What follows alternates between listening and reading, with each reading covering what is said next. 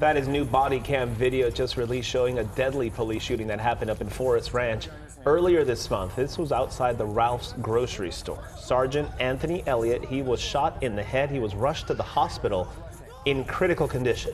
Suspect Curtis Harris was then shot and killed. San Diego Police Chief David Nisleit joining us now. Good morning, Chief, and thank you for your time today. Good morning. Can you tell us how Sergeant Elliott is doing this morning? Yeah, I'm very happy to report he was recently taken out of the intensive care unit. He's progressing well. Still has a long road to recovery, but doing much better. Thank you. In terms of the investigation, you guys just released that body cam video to show exactly what happened. You showed your officers inside the Ralph's, and the suspect here goes outside. It didn't take very long after he was chased for him to pull out that gun. You see it clearly. In terms of the investigation, where does it go from there now that the suspect is dead? So, per that MOU, the San Diego sheriffs do the investigation. We have the other part of the investigation with the domestic violence related to auto theft and that emergency restraining order that we were trying to serve that night. So it's kind of a bifurcated, but the sheriffs have that investigation. Because this did start as a domestic violence, and then I believe the woman who called it in said he stole my car, but he has a gun. Correct. That was part of the facts that were released by you guys. Like, yes. He has a gun. I'm not going to try to get my car back and get shot. She said those words. Yeah, she said he was armed. So how do you approach a suspect like that, knowing this guy's armed and he might be somewhat unstable? Well, that's why you saw so many police officers there too. We approach and apprehend people with firearms every single day in the city. And that's just the true fact of what is going on in the community with the number of firearms and even ghost guns in our community. So the officers were trying to do their job. They needed to serve that restraining order. They knew he could be armed. He was wanted for an auto theft case, he also for a domestic violence case. He has a pretty good criminal history. The officers knew that at that time. So they were doing everything they could to approach him safely and apprehend him and then recover that stolen car. But as you see with the video, everything went really very, very quickly. And he was able to pull that firearm and shoot our sergeant. Chief, you talk about what officers are having to deal with, and Officer Elliott is the third officer to be shot and seriously injured this year. Have things changed? They have, and I've been talking about this now for well over a year. We are seeing more and more firearms. We're seeing more and more repeat offenders. And in my opinion, the criminal justice reform has gone too far to where now it's helped the criminal element and it's hurt the victims of violent crime. It's made our job far more difficult. It's made our job far more dangerous. And it's made the community less safe. So you have the Mr. Harrises of the world, the constant repeat offenders being released with very little accountability to them.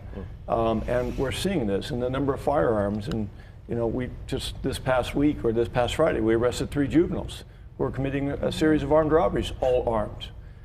The number of firearms in our public, I've never seen in my 35 years of law enforcement. Wow. And we need to start, our state legislator needs to start doing a better job of supporting law enforcement and also holding those that commit violent acts accountable. I want to get to those armed robberies with the teenagers in a minute, but we just saw photos of Sergeant Elliott in the hospital. Can you tell me, if people obviously out there, they want to help the family, they want to help Sergeant Elliott, what can they do? Chopper, Chopper by Goodbye. Isn't he great, man? He is. Mark, Chopper too, yeah. Mark is great with Chopper, and I've always appreciated everything Mark does for public safety. Yeah. He's just a great teammate, if you will. But for the public, if they want to help, there's a GoFundMe page. There's a PORAC page. Obviously, Sergeant Elliott's not going to be able to work for a while. His wife is going to have to take some time off to help. He's got 2 young kids. Obviously, it's the holidays. Yeah. So times are difficult for the family right now. So there's a bunch of different ways the community can rally behind him. And that's one thing I do want to say is the community has. The outpouring of support for Sergeant Elliott and the whole entire police department has been phenomenal. So I want to thank the community for that, because it's been great. Without getting too deep into the medical privacy issues, obviously, but he was shot in the head. He's out of ICU. You mentioned it's going to be a while before he gets back. Will he be able to get back to work in terms of the type of injury? I think he will. Yeah. I can tell you he's very motivated too. His morale is unbelievable. He's very motivated to get back to work. Obviously, first things first, he wants to get home. To his young kids. Talk to me again about the 3 teenagers. When I heard 14, 16, and we were talking when this was happening, they said they think one of the suspects could be as young as 10 years old. Obviously, maybe it was the 14-year-old who looks very young. When you see a 14-year-old, a 16-year-old, a 16-year-old, and they have AR-15s and a bunch of guns running around, they don't have the mental wherewithal to know the restraint of what that weapon can do to lives. Those three are under arrest. More perhaps still out there? Yeah, there's a very open investigation. So this, we've seen about 18 to 20 cases countywide of this armed robbery series. And there were some, delivery drivers, the FedEx case out in Chula Vista. I know one of these suspects is linked to. So I do believe that we will solve more cases as we start to look into these three. And I wouldn't be surprised if there's additional arrests made from this series. But again, that's one of the areas that we're seeing a lot of crime being committed by our juveniles, and they're armed. And it's very difficult to hold the juveniles accountable in this system right now. In most cases, even when they're armed, we can't place them in juvenile hall. They get released.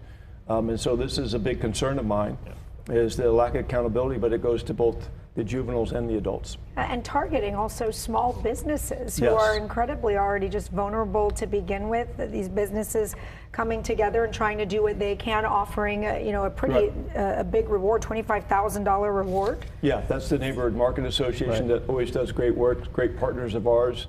So I really appreciate them stepping up to really help us, because I do think that will drive some more information that will lead to some other arrests. Is it just like a perfect storm of what you mentioned, where maybe the punishment isn't what it should be? Is it also a combination of it's the holidays and people are out trying to get money to pay for things? It's just more brazen. It's just everything coming together all at once at this time of year? Yeah, I think over the last couple of years, you've seen the criminal element be more emboldened to commit acts because of the lack of accountability.